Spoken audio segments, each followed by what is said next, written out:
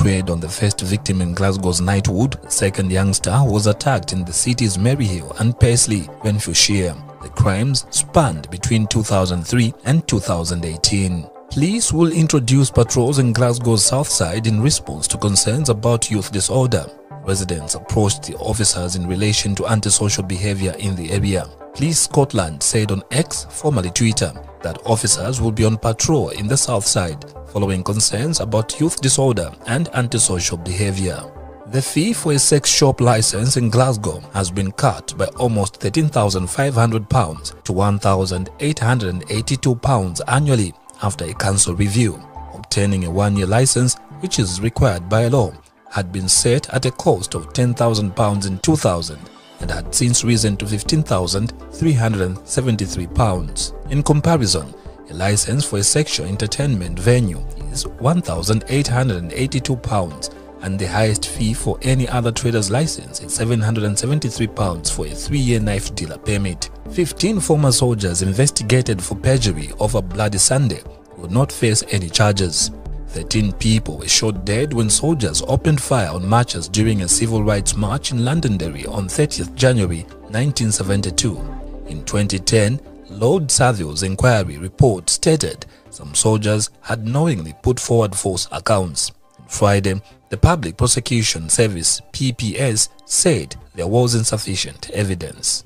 And finally, on African news, Kenya's government has sent a team to investigate the helicopter crash that killed military chief General Francis Ogola and 9 others. It was not immediately clear what caused the crash. General Ogola was among 12 occupants of the military aircraft that went down on Thursday afternoon shortly after takeoff in the northwest of the country. The bodies of those who died were flown to Nairobi and the 2 survivors are being treated in hospital. That's the latest news from Jambo Radio Scotland. I'm Elias Limwanya.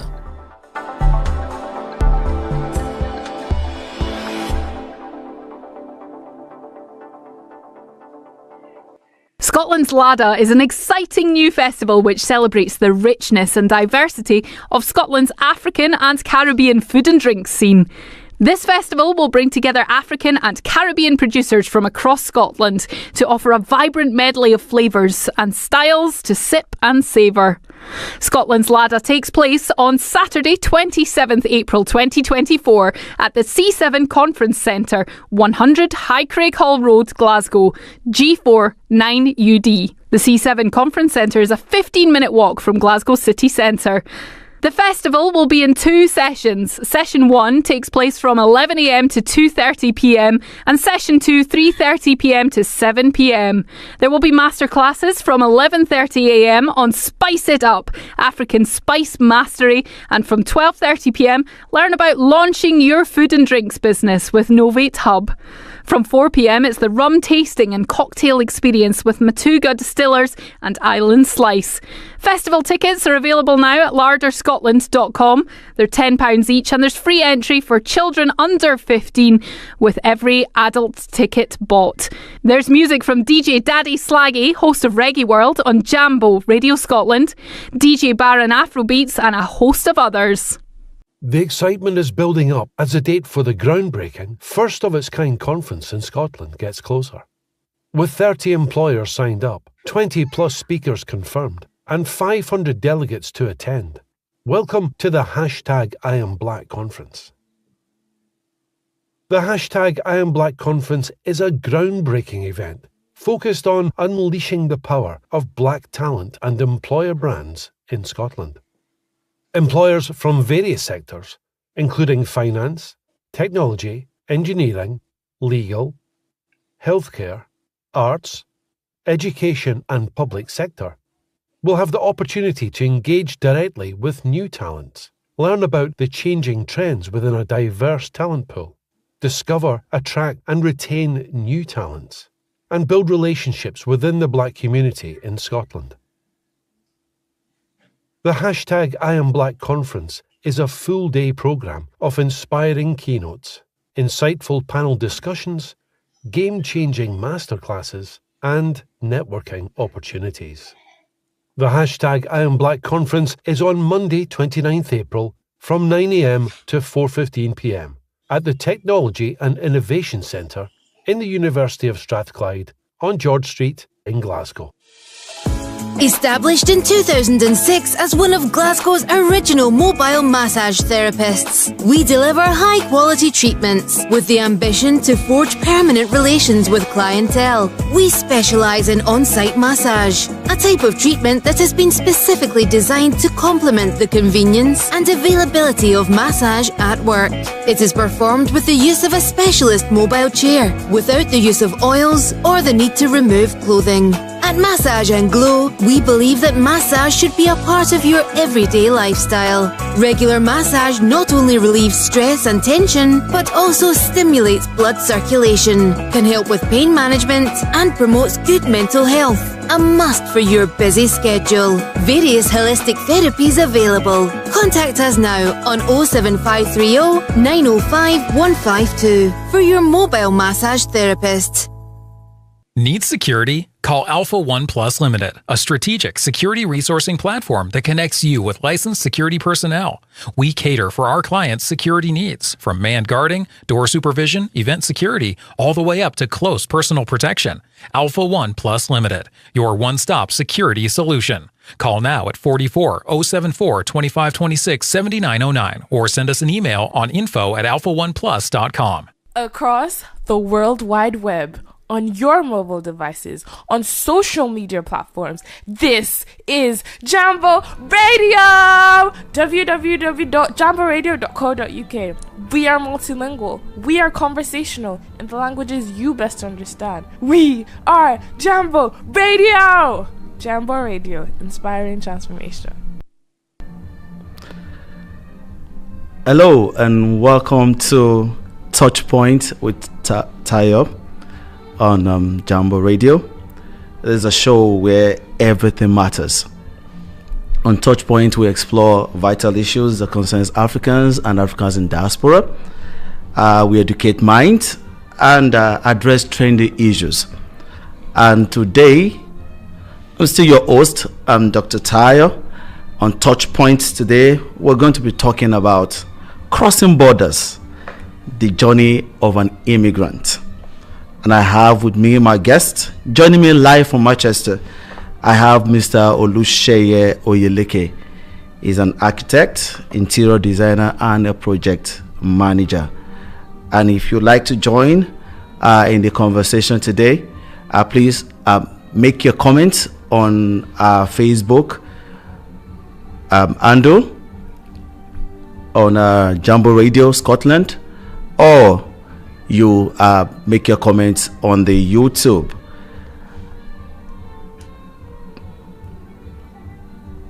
Crossing borders, the journey of an immigrant.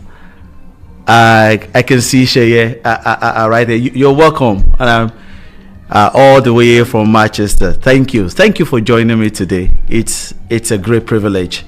It's a great privilege to have you on the show today. Thank you very much, Dr. Tayo. It's wonderful being here, and hopefully whatever we have to discuss will get like it's always a bubbling time when we get together to discuss. We're talking about immigration. We're talking about the journey of an immigrant. I mean, you're from Nigeria. There are quite a number of people who had come all the way from Africa, everywhere. Yeah. And Nigeria has actually experienced both internal and external migration, probably due to the size of the population and everything. And it has been a complex and multifaceted issue. What do you have to say concerning the migration that popularly is now called Japa in Nigeria, and probably is becoming an African thing? In fact, the word Japa has now been added it's now like an official word. So wow. You mean the Oxford Dictionary? Yeah, I mean you can check it up online now. It's now becoming like an official thing. But surprisingly, it means something negative to some people, and it means positive to others. So it depends on the direction you're coming from. But to your question, what does it mean to be an immigrant or the journey? It's a lot of things, put together, the entire process itself, the thinking about leaving your homeland where you're used to, the culture, starting all afresh somewhere else. What led you to Japa? Okay, so that question, a couple of people have asked me that same question, but I'll tell the story to answer the question. Okay. So my first son was actually a major factor, or let me say the actual factor, reason why I started thinking in that direction of, you know what, it's time to leave the country. I had my first son in 2018, right? And at some point, he was supposed to start school, crèche, and from crèche going to nursery and all of that. I live on the island back in Lagos, for those of us who know Lagos very well. And I kept searching for a school just around to say, which is a good school that was up to the standard I would love. Unfortunately, or to my surprise, I couldn't find any that was satisfactory to me. So it got me thinking, like, why would I be living in a state where there are so many schools around, but yet I can't find something that is suitable? If I was to get a school that I could put my child in, I would have to drive 1 hour 30 because of the traffic and all of that. So it meant I would have to wake up, say, 5:30 in the morning. Wow. Get the children, get the child ready, get myself ready, and out there. And I'm like, no, this is not adding up. You know, so I told myself, no, this is not adding up. So I started. So the first thought that came to me was, is this time to leave Lagos State or to move somewhere that is less busy? Because I'm thinking of traffic, I'm thinking of the road, I'm thinking of safety, I'm thinking of the quality of standards, I'm thinking of a whole lot of stuff put together. So that was like the origin of when I started taking it serious. That, you know what, am I really in the right place? Okay. You know, so yeah, so that was where it all started.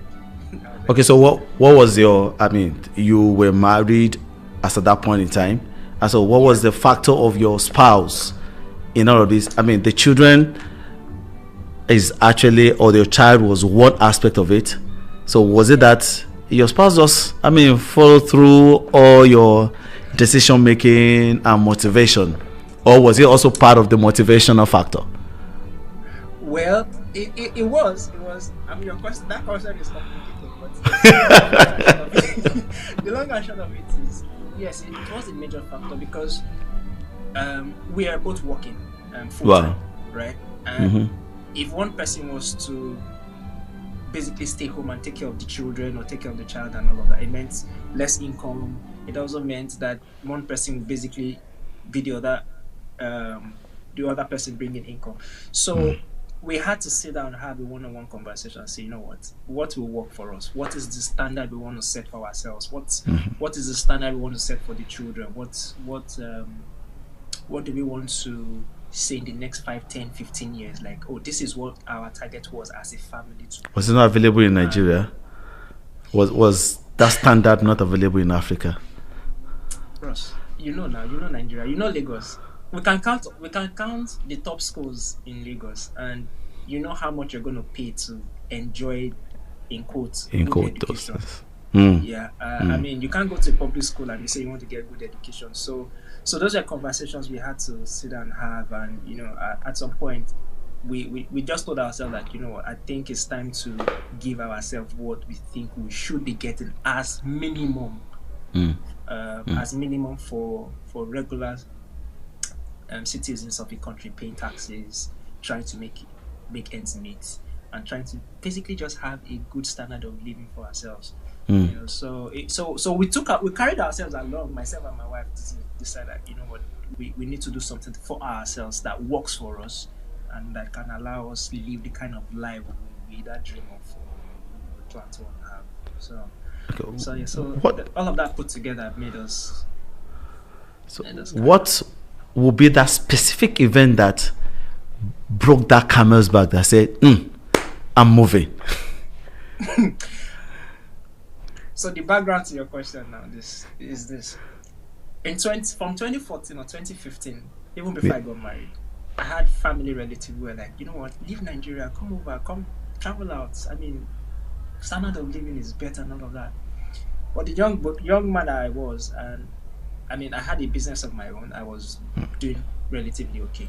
I'm like, no, I'm still growing. This is me growing. But when I started seeing how the dollar was going, how the things were going in the country generally, it started hitting me that, you know what, just maybe we're living hand to mouth. You're working, you're basically doing everything for yourself. You're paying your rent, you're building your house, you're doing your road, you're getting your generator fixed. You know, so you're like your own government. So at that point I started thinking like, okay, so at what point do I stop being my own government and start enjoying the fruit of my own work and just be like a normal citizen in a functioning environment or a functioning society. So I couldn't get an answer to it. Then the whole NSAS thing started in Lagos. Popular NSAS. Yeah, that was a triggering moment. For those who were in Lagos, who saw the entire event, I mean, the TV could tell a few of the details of what was going on. Yeah. But it was different when you experience it in person and you see how people were being massacred, people were being, properties were destroyed. I mean, at some point, even in my property, my estate where I was living, we had to come out at the middle of the night to do vigilante groups because when things went wild all over Lagos, I mean, police stations were burnt down. There were robberies everywhere. You can't go out any time of the day until it's like daylight. It was a scary period. So I was like, if there's this much chaos just because of NSAS palaver, imagine when things like get really bad or people decide that, you know what, we are tired of this government or we are tired of what's going on. We want to take laws into our hands. What's going to happen? You know.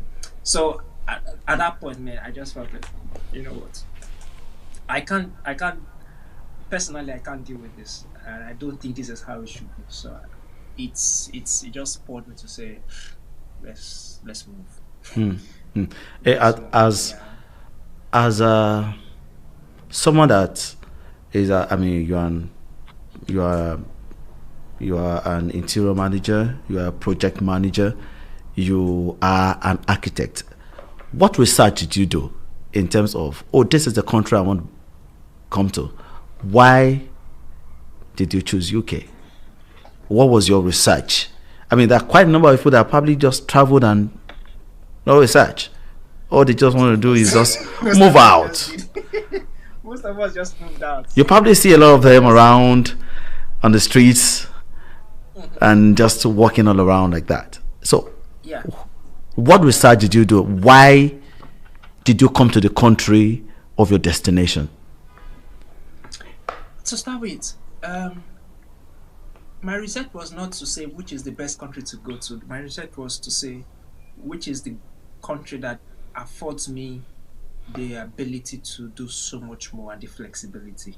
And the reason I say this is there is no country you go outside of your own country that does not have one or two things you'd be like, nah, I wish I was back in my country. I mean, I've been to other African countries and I can tell. In fact, the first time I was in Ghana, for instance, because of 1 hour difference, it messed up my sleep for a very long time. Like, I was struggling. Even the food tasted quite different. So it wasn't really about the research to say which country is most ideal. It was about which country works. From Nigeria to UK, 6 hours. At the time, the immigration policy was in favor to a lot of people who were ready to, you know what, move out immediately. Let's just get going. So that was a major factor. Nigeria has a huge citizen base in the UK. It's 6 hours flight, so I think right now some people can order food from Nigeria and it gets here, still warm, still hot. So like I've heard some people do, you know. So all of that was available. If I have an emergency and I need to run back to Nigeria, can I do that? Yes. I can't do that if I was in, say, Ukraine or maybe Australia. That's 12 hours, or Australia, for instance. Even Canada, like you'd have to really do a lot of planning. I mean, you cannot just wake up and say, I'm going back to Nigeria today. Your money, unless you're a diplomat or your money at rest. So then personally, I've always been intrigued by the UK. As a designer, I've read, researched a lot of other countries based on because of their architecture, their design, and all of that. So it gave me a bit of insight into their culture, why their designs are the way they are. But something resonated with me with the UK. For all the good things they do and all the bad things they do, I still appreciate the fact that the UK gives you some level of feeling of safety and security. I'm not a big fan of a country where everybody has a gun in their pocket and they're ready to shoot. so that's just me personally, right? But it played a major role. The system itself is one of those countries that creates a system for a family to thrive.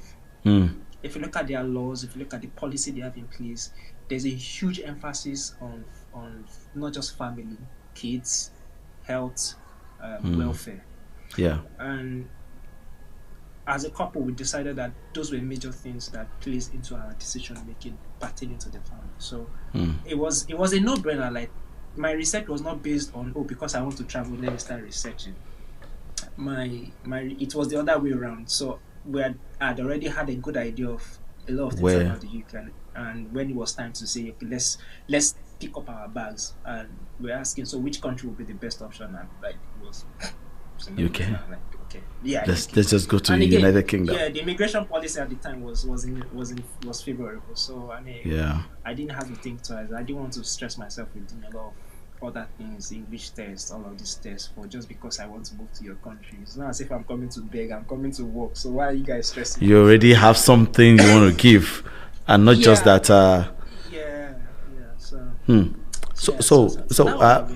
So if you look back, were there any challenges that you actually faced in terms of your steps towards preparation for that immigration process? I mean, some people just jumped on the bus and just said, I just want to move. And they moved. But getting to where they moved to, eyes opened. Wide open. I said, this is the reality of what we are seeing here. And I mean, we'll come back to some of the news we hear back from home. And some people saying that, why do you have to move? Why do you have to move? The people are living on the streets. And so people go there. Probably they're even saying something about you now that they don't even know what Sheye is doing. Probably he's living under the bridge. And so like, what were your challenges? So the first challenge was getting the right information. I mean, it's one thing to go on the government websites, for the UK government website, to read up information. If you've never done it before, it could be overwhelming. So it's easy for people to get derailed, but there are a lot of good information, or people who have good information out there. And I also had the benefit of having a friend who was running like a travel agency and study visas and study what they call them now for people at the time. So we relied heavily on him to get a lot of information, and we were also asking a lot of questions, because the more the questions we asked, the more answers we got. And sometimes you now need to read in between the lines to understand what they are saying. I'll give you an instance. Somebody tells you, if you come to the UK, you cannot immediately rent a house, or you need to do one or two things. But if you don't really understand it, it's difficult, because in Nigeria, I mean, I can just go to one area and look for a house, call the number they put there, and talk to the landlord, and maybe the next week I'm already... You just get your house straight. It doesn't work the same here, right? So we needed to understand a lot of things, and we're asking those questions because the processes are totally different from where you are and where you're going to. So we asked a lot of questions from him. We went online to do a lot of research about the weather, about the clothing, about food, about school, about general living, about safety, about even the city we plan to move to, the statistics about crime, the environment, cost of living, all of those information, healthcare, how it works in those places, because even within the UK, different regions have different statistics about healthcare. Definitely, and all of that. yes. So we're doing a lot of check online. We were asking questions from those people, and even people we knew were here already. I mean, we started calling them up, rekindling connections, just so that we could get as much information as possible. You know, so that really helped. But back to your question about the challenges. As much as those informations came through, it's hard to process something you've never experienced before. So we needed to rely on a lot of our guts to say, you know what, even if this thing looks daunting, do we want to do it? Yes. Are we going to proceed? Yes. I mean, raising finance for instance, because we came through the study route into the UK, getting proof of funds, putting money together, doing all the different like the test we had to get. What was that one? The TB test and all The TB test, yeah. I mean, it's a whole lot of stories there talking about even getting your visa. No, not your visa, your passport, for instance. Yeah. So you're going to Kuwait to get your passport. You're doing the name registration. I mean, sometimes, which is quite different now. It may have been, I mean, they're quite different experience. It's a topic for another day. I mean, when we're talking about the process of having your visa and everything, I'm sure what were those particular experiences of you going through this process in terms of raising your funds? I'm sure you had so many things to sell, so many things to, I mean, will you just share some of those with us? That's bringing a lot of memories. So we traveled in the middle of COVID. Wow, that's another story entirely. In the middle of COVID. At the time, my wife got the admission to school to do a master's. So we had to do proof of funds, which was one of the challenges we had. In the middle of COVID, there was a lot of projects were grounded, a lot of things. In fact, economy was grounded. So raising that proof of funds was a hurdle. Sleepless nights thinking about how do we put the money together. It was close to about 20-something million naira just to put in an account for the next 30 days or more. Wow. So even if you've done a lot of savings and put all of that together, I can't even sell my property because I'm still here in Nigeria. I'm still even putting stuff together. So it was will I get the money? Will I not get the money? But to God be the glory. We crossed that hurdle in very miraculous ways. I mean, people that I never even knew that could say, okay, you know what, I could help you out here. I can help you out here. They came through, helped out. We got the funds put together. But because of COVID again, it made things difficult because timelines were different now. So things that should have taken maybe 5 days for them to approve, or you book for your TB test and it's a struggle, or they're cancelling the dates and all of that. So it left us with a lot of anxiety, a lot of uncertainties as to if it's going to be approved or if we're going to get the dates we require to get our documents put together. Wow. At the same time, the school was already, the resumption date was getting close. Close. Okay. You know what, Chair? UK was going to open their airspace. We'll be going on break right now. Yeah. Okay. We'll be going on break right now. I want you to hold that thought because we're going to be talking about transition and adaptation when you got here. Okay. So after the break, we'll hit on that question. Thank you. All right. Yeah.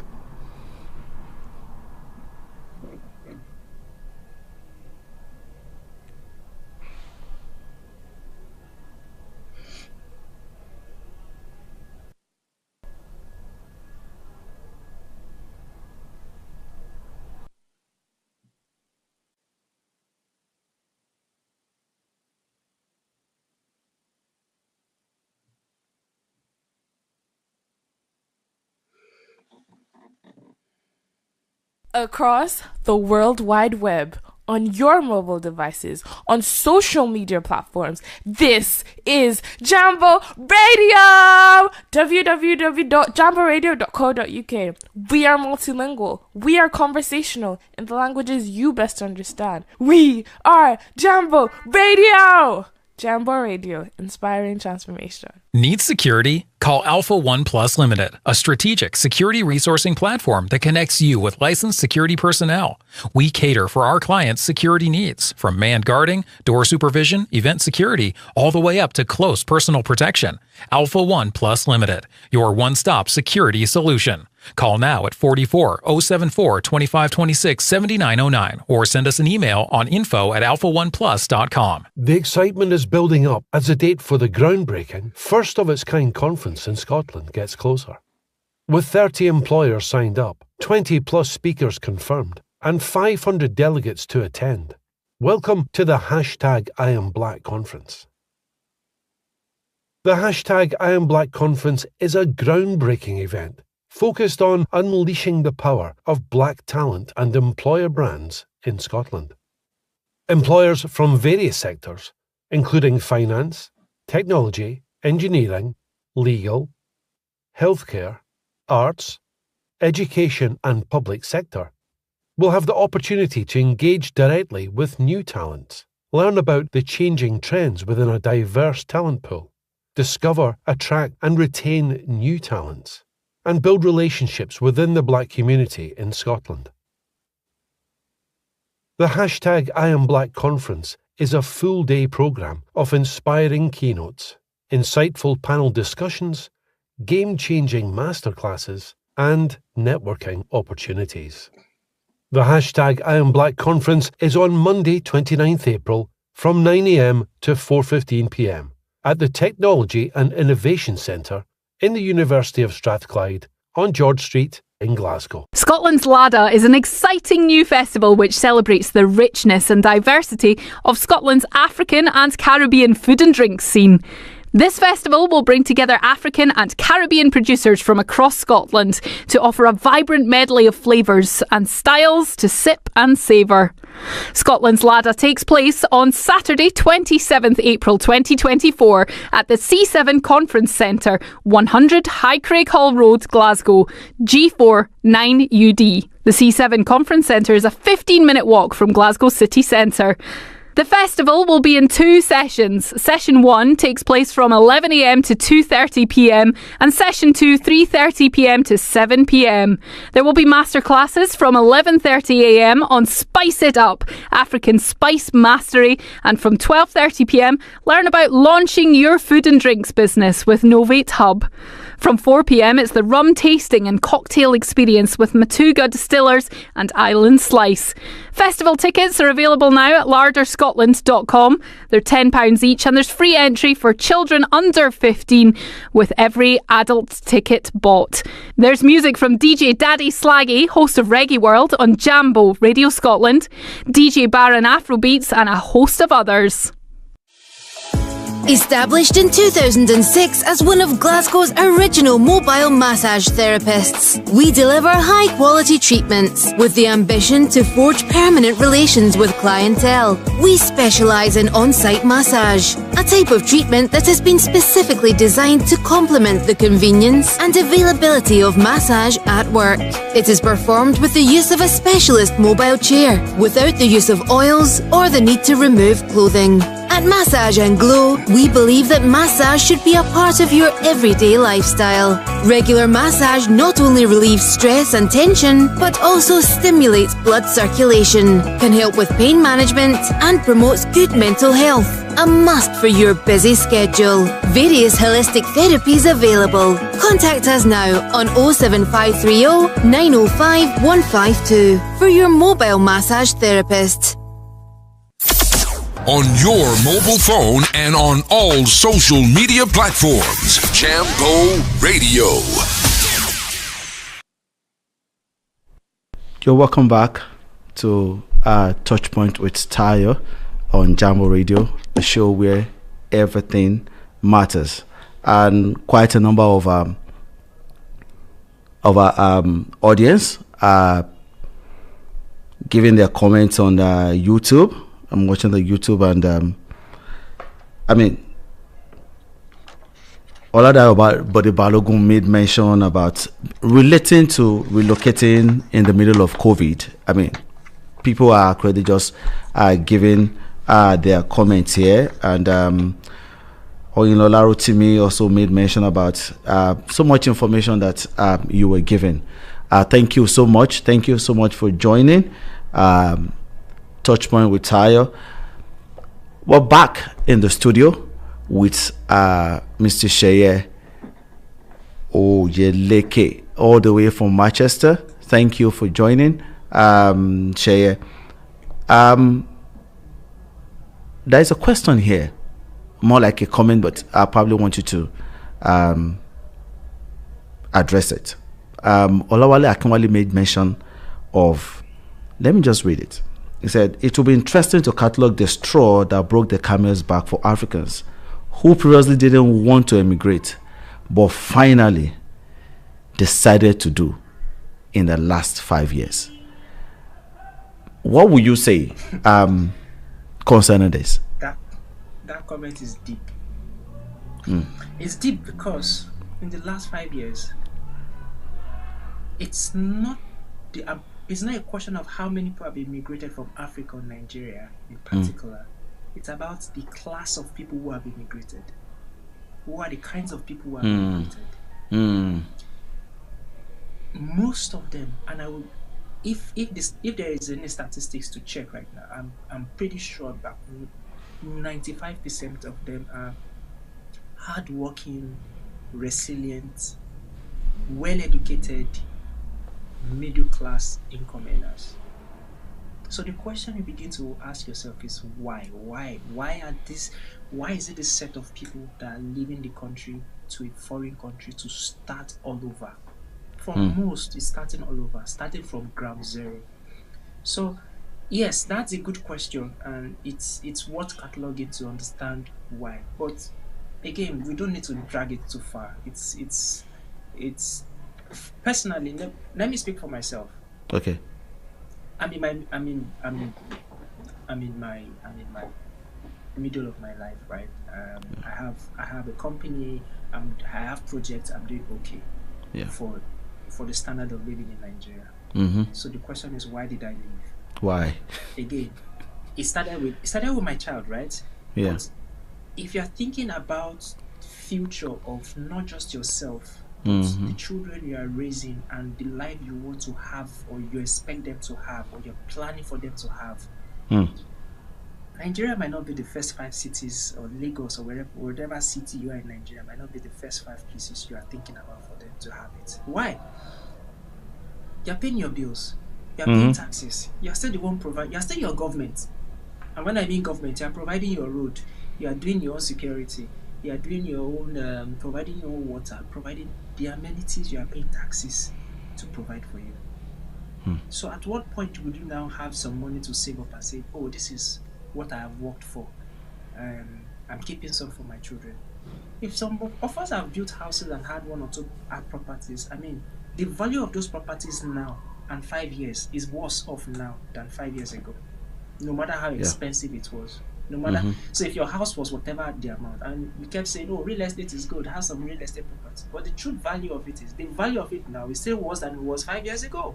Are you? So do you mean? What I will, yeah, in real time, because Nigeria is a consumer-based economy, so it means that we are at the mercy of the dollar in so many respects. So if your house was, while you built your house at the time, the value of your, for instance, the value of your house was 100,000 naira. 100,000 naira back then and now is not the same. So even if the house has gained value, but because of how the huge discrepancies between naira and the dollar right now, it's still of no value. That is the point. So you begin to ask yourself, so what exactly are you working for? What are you doing? What are you going to leave for your children and say, this is what I have for them tomorrow?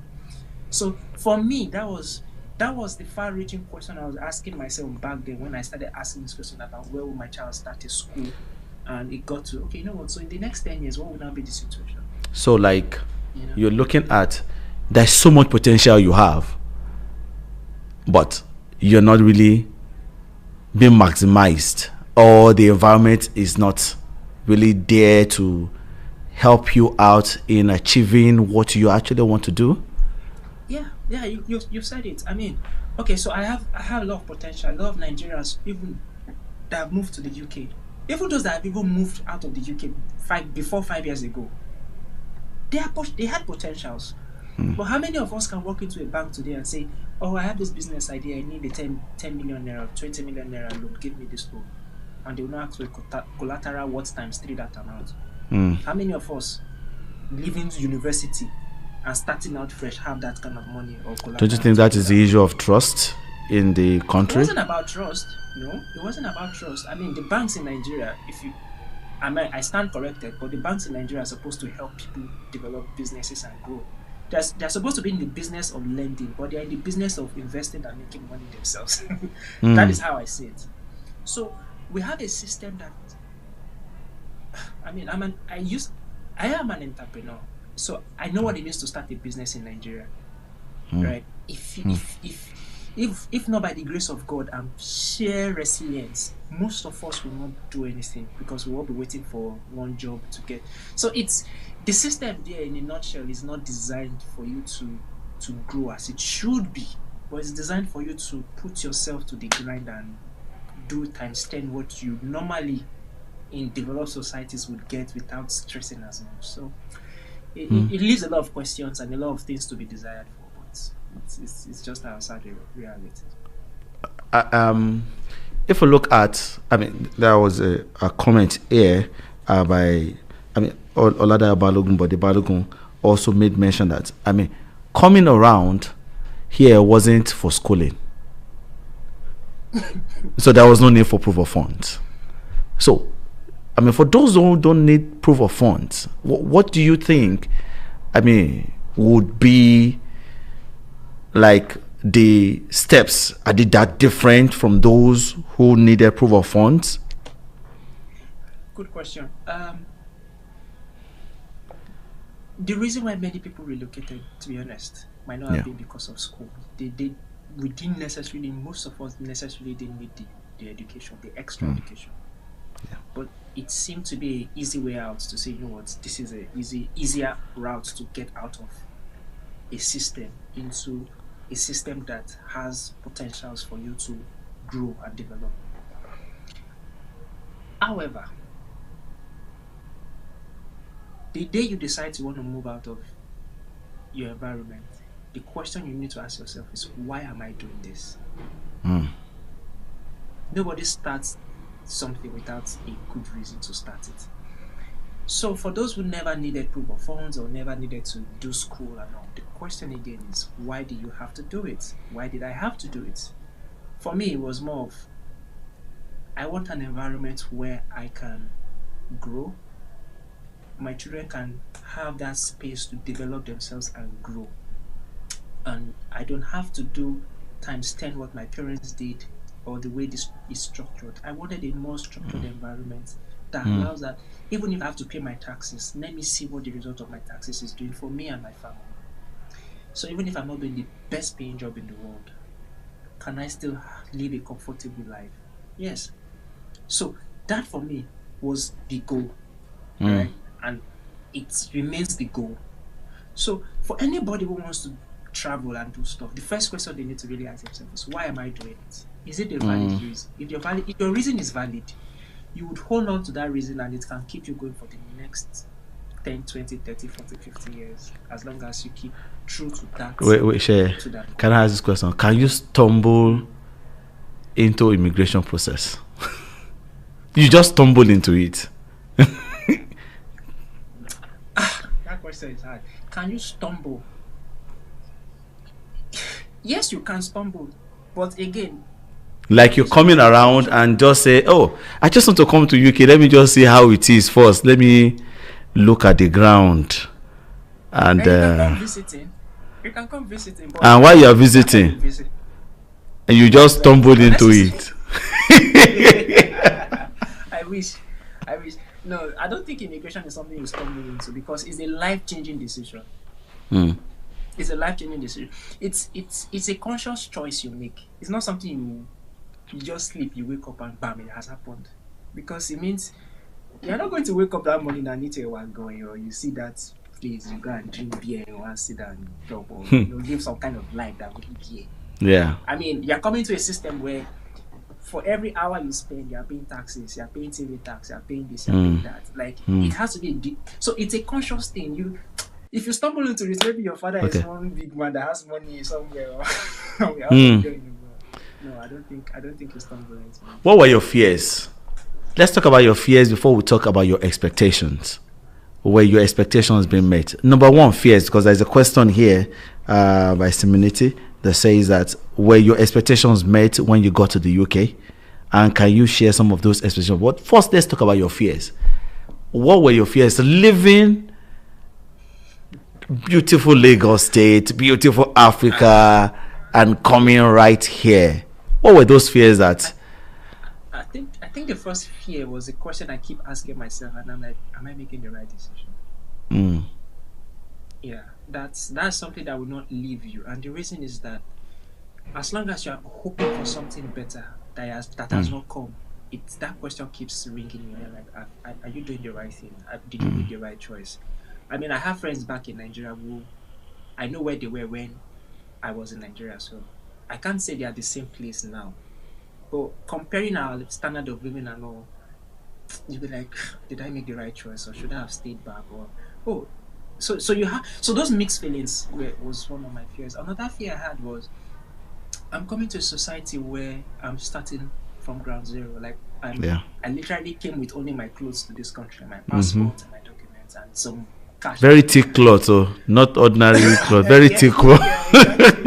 But looking at my pictures now when I was in the airplane, I was laughing at myself. I'm sure people are staring at me like, why is this guy dressed like this? They don't understand. So when people tell you, it's going to be very cold, it's very cold. I mean, we came in November, so it was quite cold. It was quite cold. That was winter.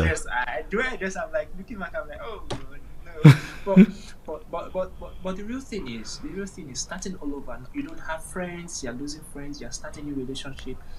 It's scary because you don't know what tomorrow holds. You don't know what can go wrong. You don't know what will go right. You don't know if those opportunities you're expecting, those expectations you have will come to fruition in the time frame you want it. Yeah. Because I'm moving with the family. It's not just me. I'm moving with kids and I'm moving with my wife. So their expectations. Will I be able to meet them? Will I be able to get those jobs I'm looking for? Will I be able to settle that and say, yes, I've done it? So so those were my fears. The culture here was a bit of, it's also a fear for me because the way we raise kids and the way they raise kids here are quite different. I'm like, will my child still be God-fearing? Will he listen to me? Will he not go wayward? Will I lose that discipline factor and all of that? So those were fears as well. Do I think I would ever get back to being the kind of status I had maybe back in Nigeria? Oh, yeah, I'm an architect, fine. I had good projects running up and down, So I was paying people's salary. So it made me feel good. I guess I was doing something. But you now come to a society where you are now at the receiving end, not the giving end. So that fear of, am I being adequate? Am I doing enough? Am I still the same person I was? So those were real fears I had, but. I don't think they are as strong as it was when I came into the country.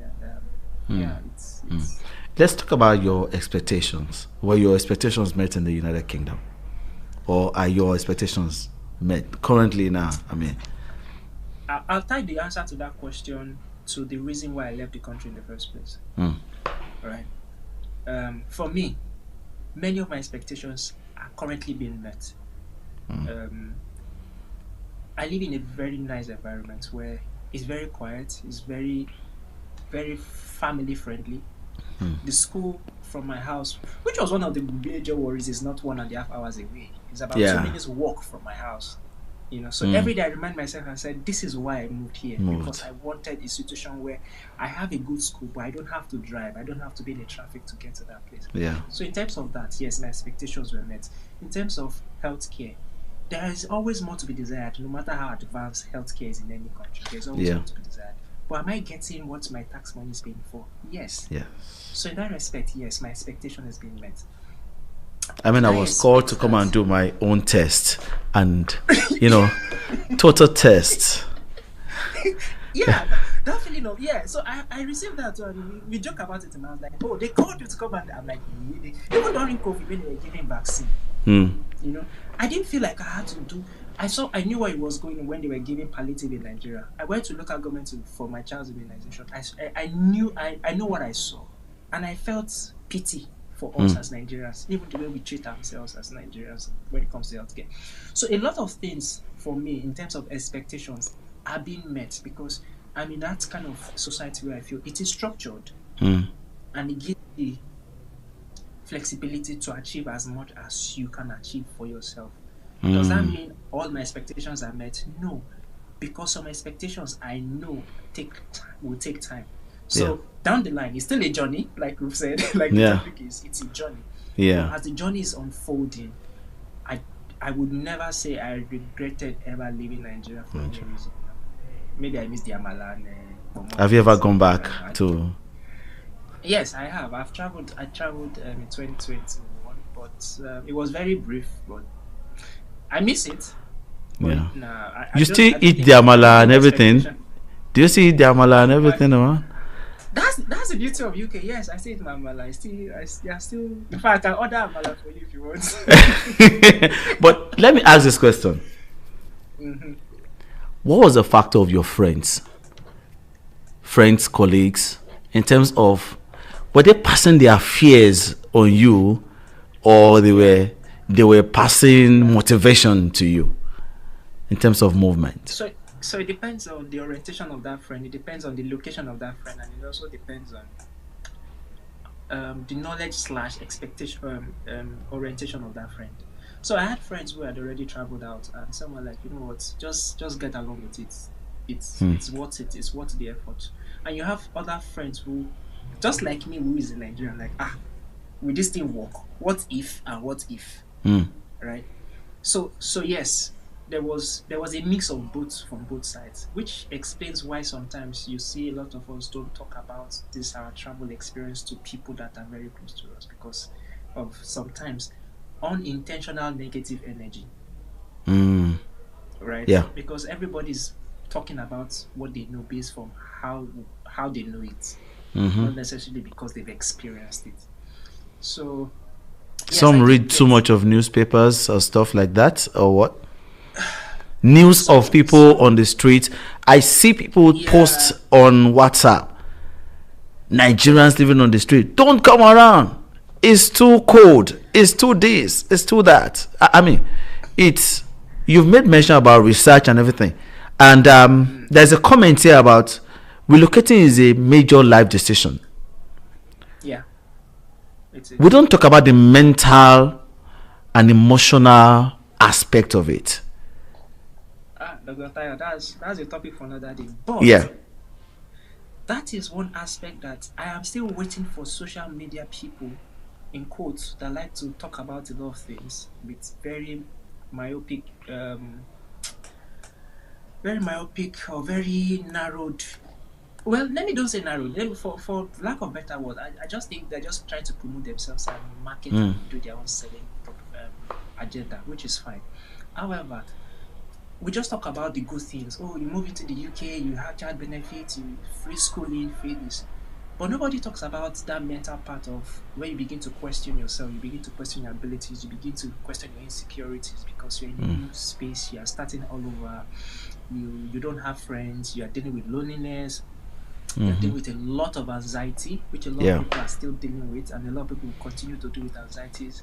I mean, a very good evidence of this is how many families have broken down after relocating to the UK.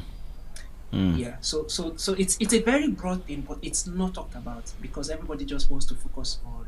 And a lot of people that talk about this on social media, people that are maybe doing school, or they are going to help you do your admission, they are going to help you do your immigration process, just be so on. So they are pushing their personal agenda, but the reality is it goes beyond that.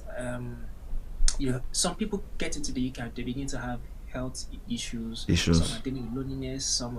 Some cannot just deal with the pressure of the expectation or the pressures that relocating here comes along with it, because you are paying for everything.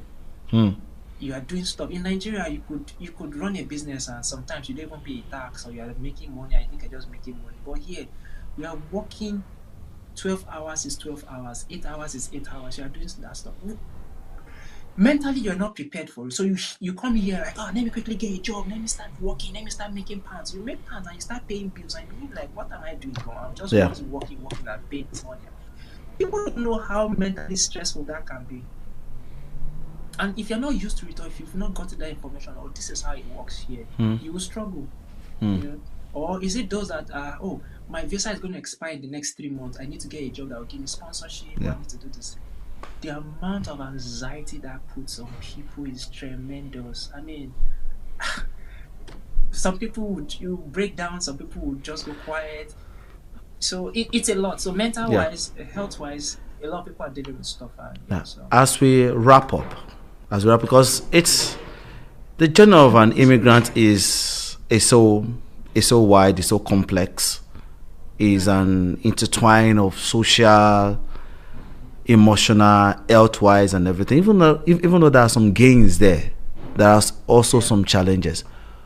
What would you advise someone who is thinking about relocating right now? Quickly, I'll just say, whoever is thinking of relocating, the first question you want to ask yourself is, why do you want to do it? Let your reason be as genuine as it can be. If your reason is good enough for you, fine. If that reason is valid, do it. Everybody's reason is different. We are all on a similar journey, but everybody has relocated for several reasons. So find that reason why you want to do it, and not follow the crowd. The crowd will lead you nowhere. Have expectations for yourself, but be realistic with your environment. Expectations will come. You meet your expectations, but they might not come the way you want it, and they might not be within the timeline you want it. So don't be too hard on yourself. Relax. Life is beyond relocating and settling down. There's also the part of where you have to live your life as well and enjoy it. So yes, relax. Create your goals. Have those success goals in mind and say, this is what will be my success. But everybody's success is different. Some people, they just want to be in a country where they are okay and do their 20 hours. And that's another topic entirely. Whatever type of job they are doing. My success is different from your own success. The definition of success is quite different. So, and I really want to thank you, Sheye, for coming on to TouchPoint with Tayo. Today, it's a title that we cannot just wrap up in a second or anything like that. But I mean, there are quite a number of comments on the YouTube. Someone made mention and say that Nigeria is not for the new generation, more like a retiring home.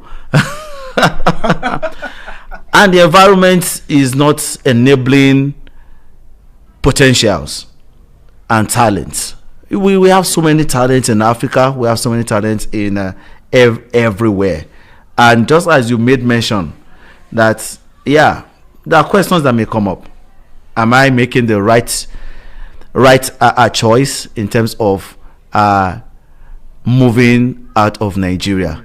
These are questions that will keep moving on in our minds for those who are moved out of Africa, out of Nigeria, wherever you've moved from, and those who are still move. Yeah. So join us in this conversation. We'll still roll on with it, and join us on our YouTube channel. You can also join us on the Facebook Jambo Radio, and let's continue the conversation, the issues relating to the journey of an immigrant crossing borders. Would you do it? Would you not do it? The decision is made for you, but remember, believe in your infinite potential. Your only limitations are those you set upon yourself. Thank you. I've been your host, Dr. Tayo Oyeleke. Join us the same time next week, Saturday, 7 p.m. for TouchPoint with Tayo Oyeleke on Jambo Radio. Thank you and bye. Thank you. Remember that there will be a rebroadcast of this particular episode tomorrow by 7 p.m. also. And join me. Make your comments. Put your point. Ask your questions. We are here to answer it. Thank you. Until next time, until next week. Bye.